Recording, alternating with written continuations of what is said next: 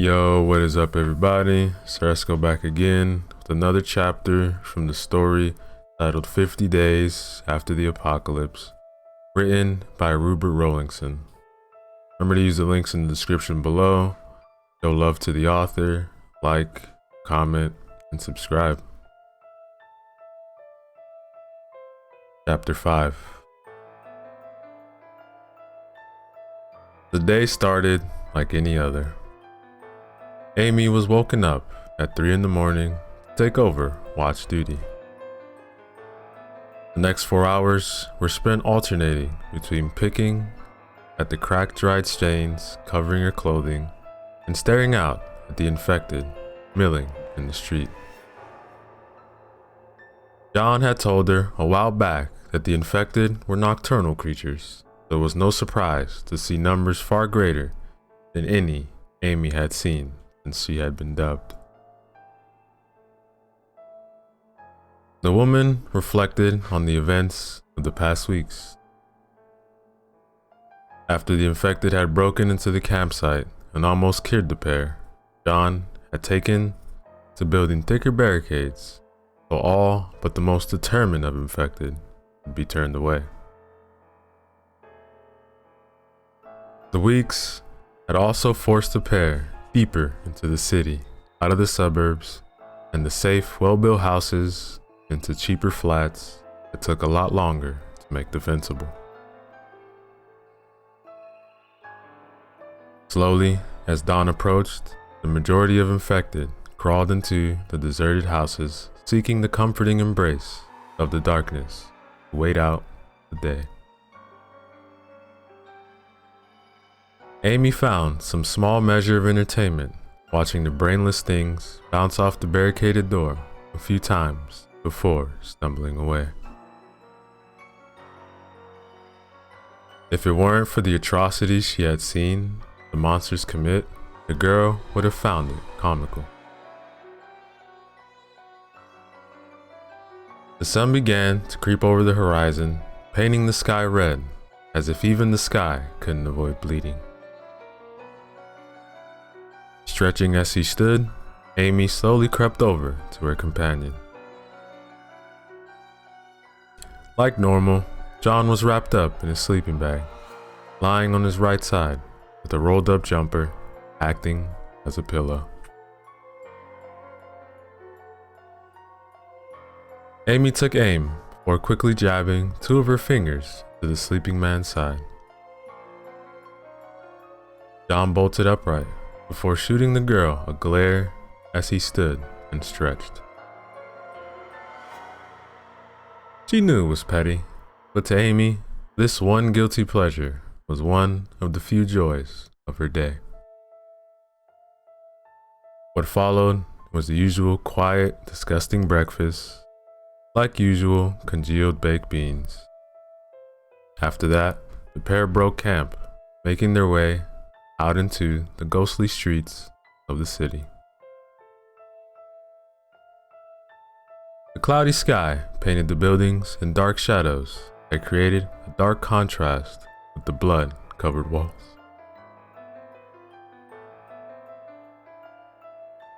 The morning passed without incident, John leading his partner around any packs of infected that braved the sunlight in their search of prey. But in the afternoon, the duo stumbled into a supermarket. Out of fear for their safety, the pair had never ventured into any previous shops where an infected could be hiding around the shelves or in any aisles. This time though, hunger and dwindling surprise drove them forward.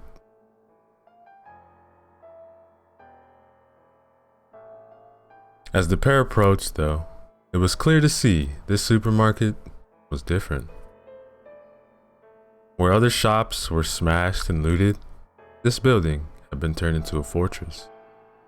Windows were boarded up, and there were patches of barbed wire dotted around the empty car park. Then, as the pair of the companions got closer, they realized the damaged building. The boards used to barricade the windows were splintering and covered in blood, both old and fresh. In some places, boards had even been ripped clean away. In front of the supermarket, like a sickening wall, was a mass of infected corpses piled up. At the base, some still lived and writhed in a vain attempt at trying to throw off the bodies to crawl into the store. John and Amy skirted around the obstruction, heading for the front of the store, seeking a way inside. When they finally found the opening, they almost wished they hadn't.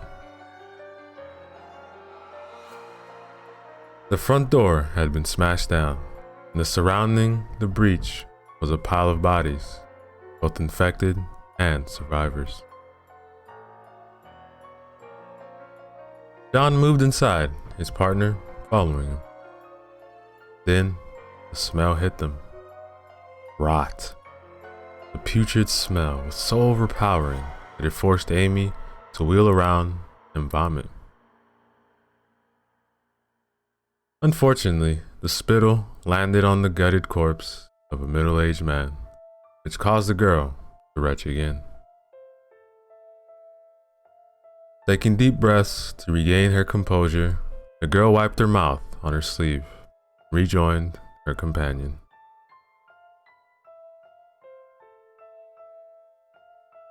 John was crouched next to one of the self-service machines, his pack resting beside him as he peered out into the all-engulfing darkness of the store. Slowly, the teen's eyes adjusted and the horror of the supermarket was revealed.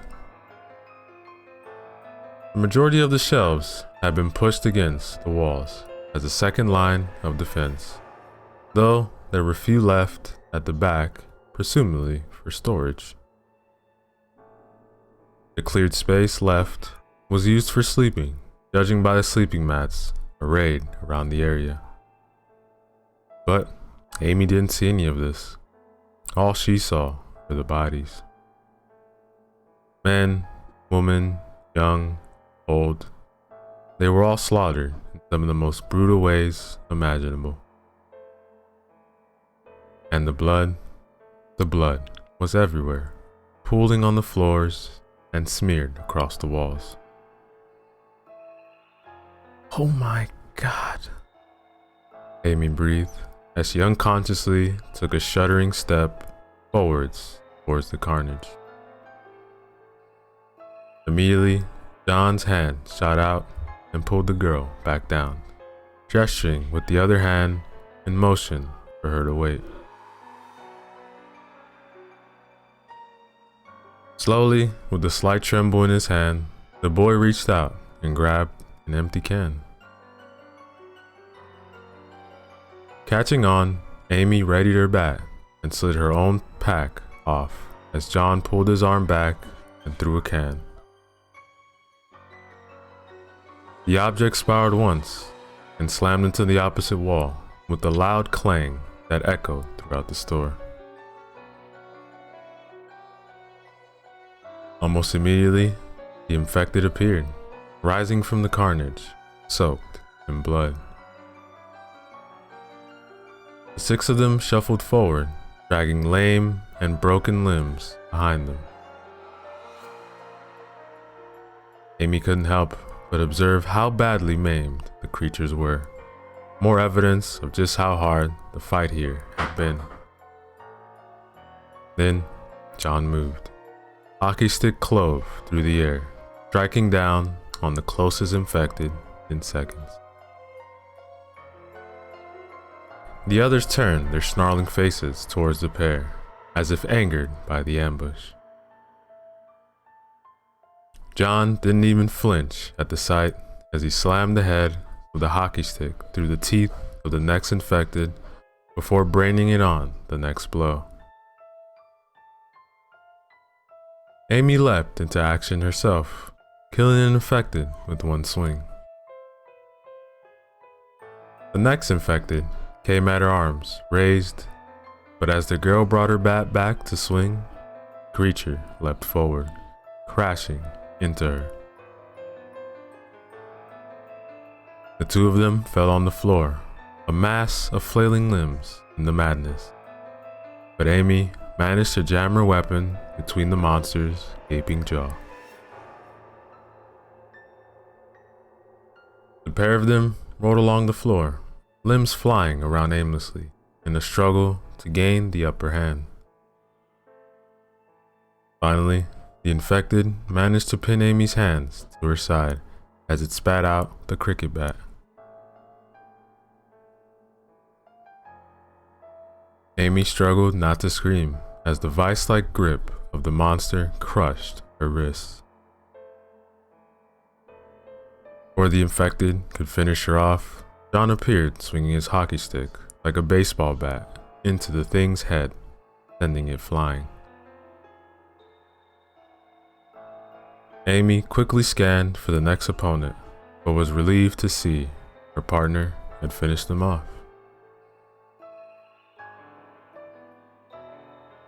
Letting out a sigh, the girl allowed her head to sink back onto the floor, not caring about the blood more. There was a thump as John collapsed next to her, panting. The two of them sat in relative silence, their heavy breathing echoing around the desolate building. Then, after a few minutes, John stood up and offered the girl a hand, as with a slight smile, said,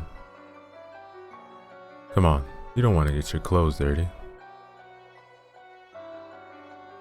Amy wasn't sure if it was just sheer stupidity of the statement or the fact that she had once again narrowly escaped death, but she couldn't help herself as she burst out laughing.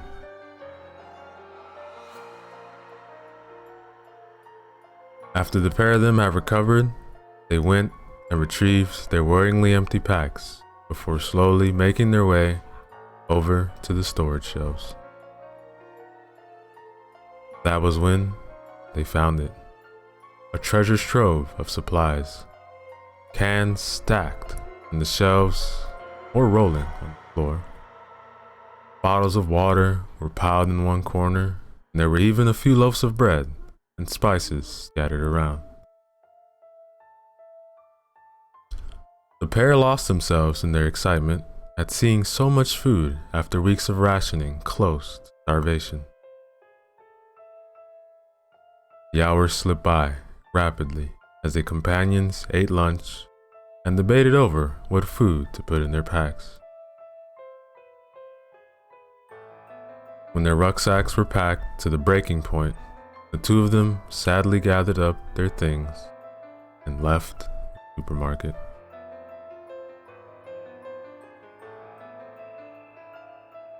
The pair emerged, and immediately they realized their mistake.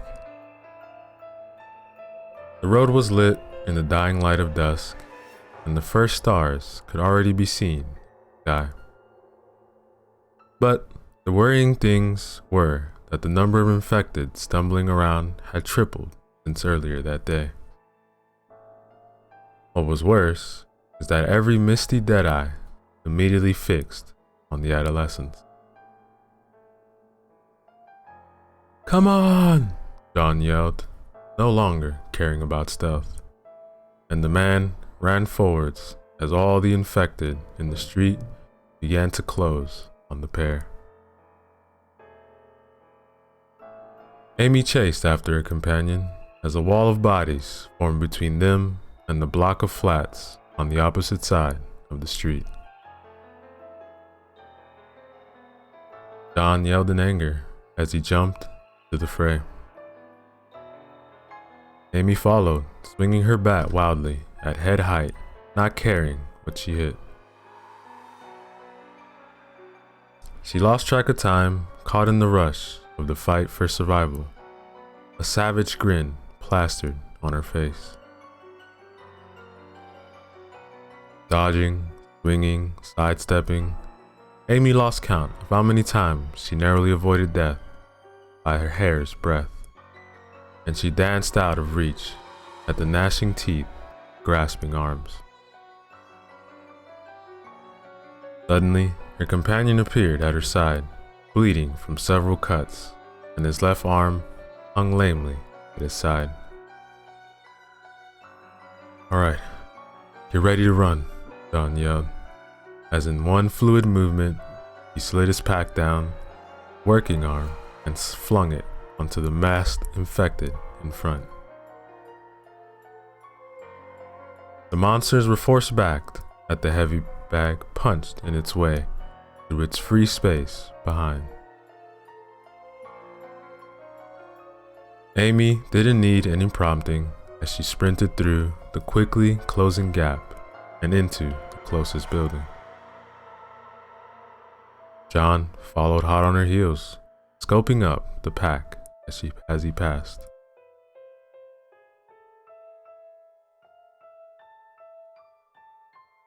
Amy ran through a small, grubby lobby, rushing up a rickety flight of steps. Reaching the top, the girl was greeted by an infected. Reacting instantly, Amy made to swing her bat around. Almost immediately, there was an intense pain in her arms as her weapon slammed to the wall. The creature at the top of the stairs took its chance, lurching at the girl before she could recover. Suddenly, a hockey stick appeared at Amy's side, slamming her to the wall. The girl let out a gasp of pain. She hit the wall just as the creature sailed past her, tumbling down the stairs. Come on, we've got to keep moving," John yelled. Amy turned to yell back at her companion, only to see the man was already trying to fend off some of the faster infected that were following them from the street. The girl began to run again, racing up the stairs to the second floor, John right behind her. Then, as she rounded the banister leading to the third floor, Amy saw them. There were 5 infected, slowly stumbling down the stairs. Normally, the pair would have fancied their chances against the pack, but in this cramped corridor, with over 50 more infected hot on their heels, trying to force through would just be suicide.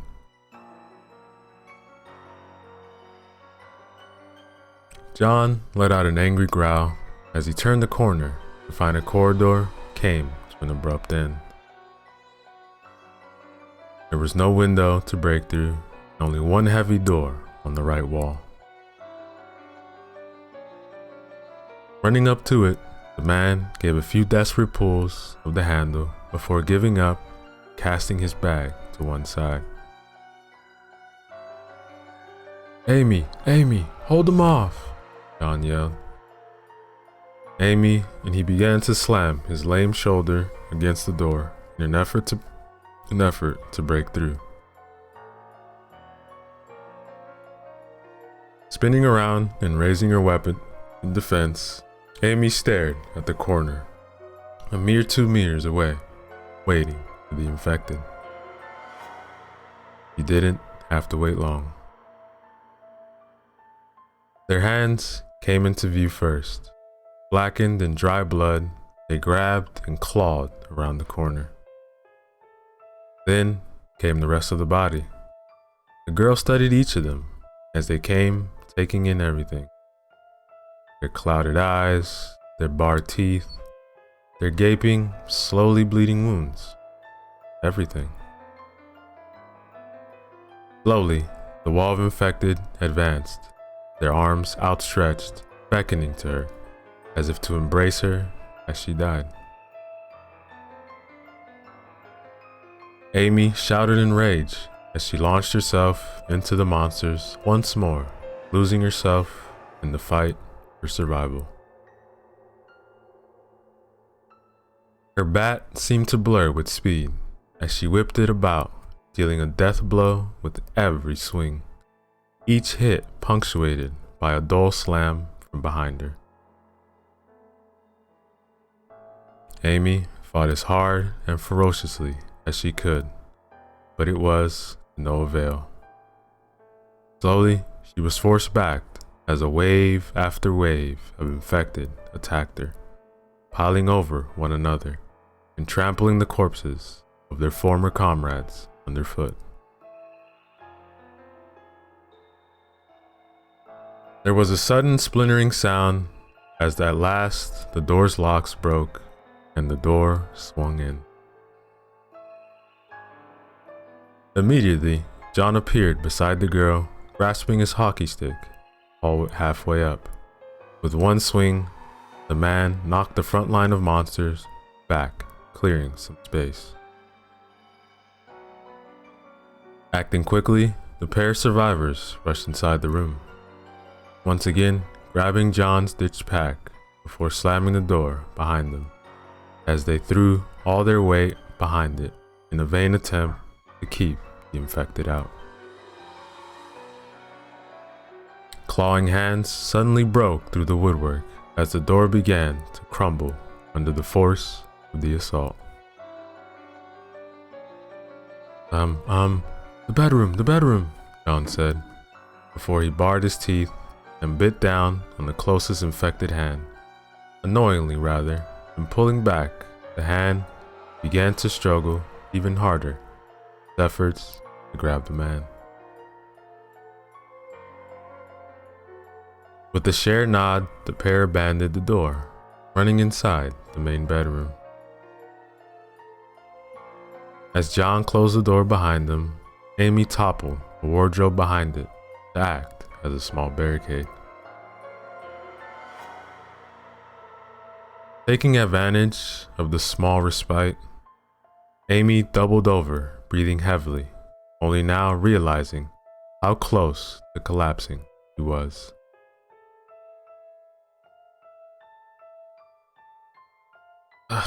My arm. The girl looked at her companion as he spoke. John was sitting on the bed, holding his lame arm out towards her. When Amy didn't make a move, he elaborated, I think it's just dislocated. Look, I need you to force it back into the socket where the swelling starts. It was only then that the girl realized just how badly hurt John got clearing the way. Cuts covered his body, and his t-shirt was little more than shreds now, though thankfully there were no visible bite marks. Possibly most worrying, other than the shoulder, was a deep cut about an inch above his left eye. Already the blood pouring from it had made the eye below unusable. Stepping forwards, Amy gently took the man's arm, then she tightened her grip and pulled the limb towards her. John quickly grabbed the bed with his working hand to hold his position. When she could pull no further, the girl reversed her hold and pushed the arm towards her companion's torso. John gritted his teeth, and his arm painfully slid back into its socket. Then it was over. John made a few deft movements to check his arm was working, before offering a small smile of thanks.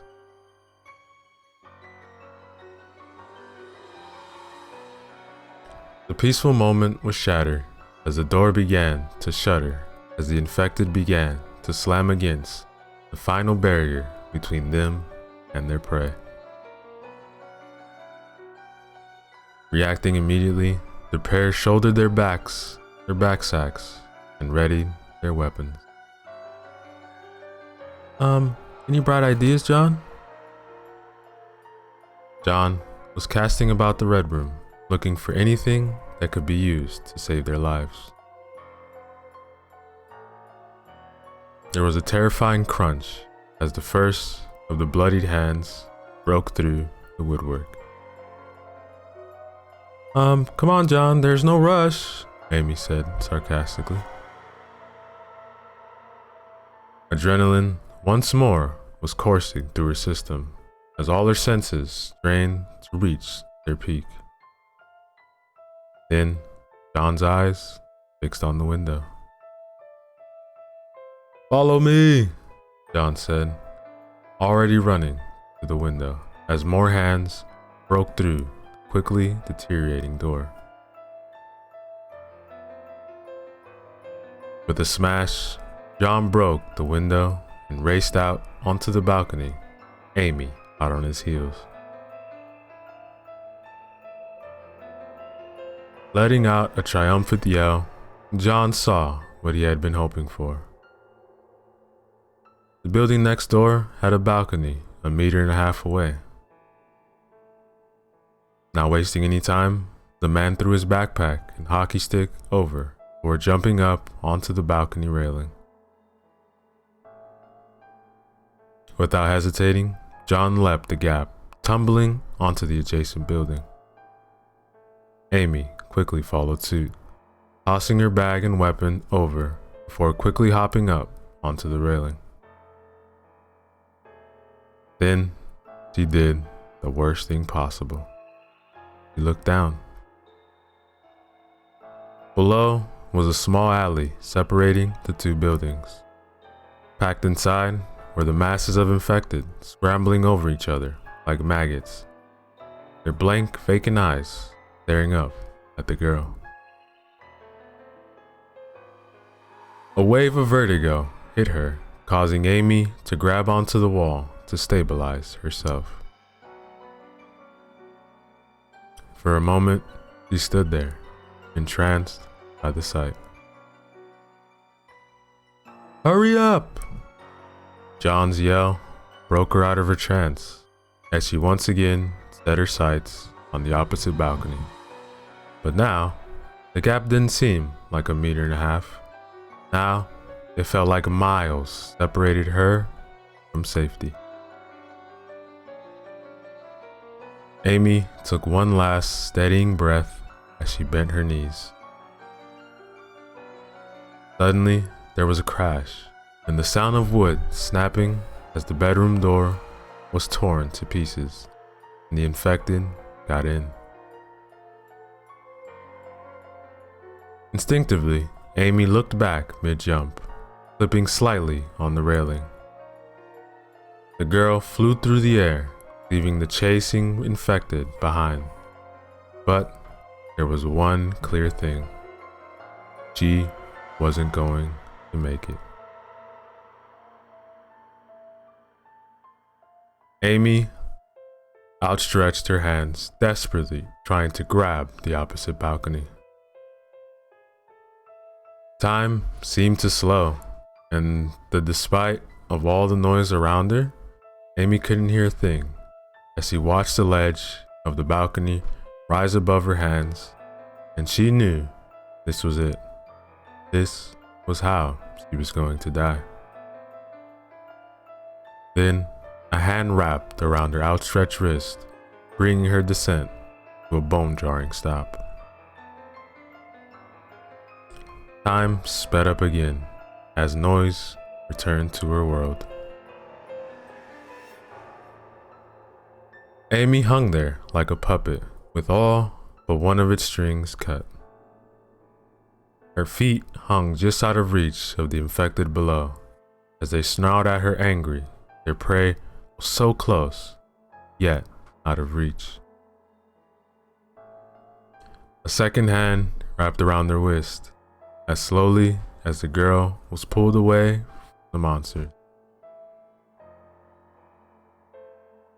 Looking up, Amy could see John's face contorted with the effort of pulling his companion up. But there was something else. Something Amy had never seen John show before. There was a trace of terror tinged in his features. Before she could think about it anymore, the girl was pulled up over the side of the balcony, collapsing on the floor in a heap with their savior. That was John was saying before he was cut off as Amy wrapped her arms around them, and for the first time since day 0, cried through his shirt. John sat there stunned for a moment before his features softened and he slowly slid his hands behind, hugging the girl back. Amy didn't cry for long as she quickly reined in her emotions. With a slight movement, she indicated she was ready to move, and the two survivors separated and gathered their things.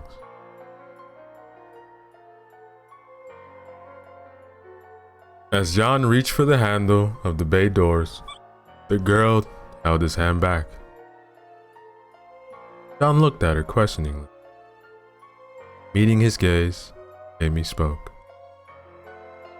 "Thank you." It was 2 simple words, but they were all that was needed to convey all the emotions the girl was feeling. With that, Amy released her companion's hand, and the two ventured to the building. It was not easy, but the pair were able to weave their way through the building, avoiding most of their pursuers and quickly braining any that they couldn't. Finally, a full hour after they had left the supermarket, the two of them settled on the studio apartment near the top of the building. Quickly barricading themselves in, they ate a sparing meal. Neither of them had munched on an appetite after the ordeal.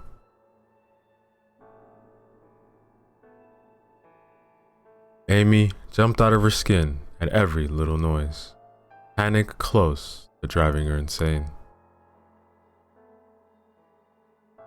Quietly crawling over to a wall with the view of the barricaded door, the girl, as she propped with her back against the wall, her legs curled up and back clutched tightly in her hands.